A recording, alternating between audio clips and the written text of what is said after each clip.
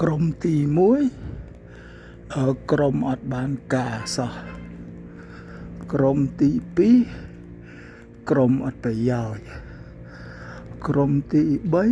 3ក្រុមចោលមកសៀតក្រុមទី4ក្រុមអស់សាច់ស៊ីក្រុមទី5ក្រុមកពិក្រុមទី6ក្រុមអុយជ្រុយក្រុមទី7ក្រុម2មរៀ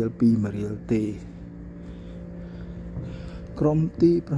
8ពីលយូកូនបាតផ្សាក្រុមទី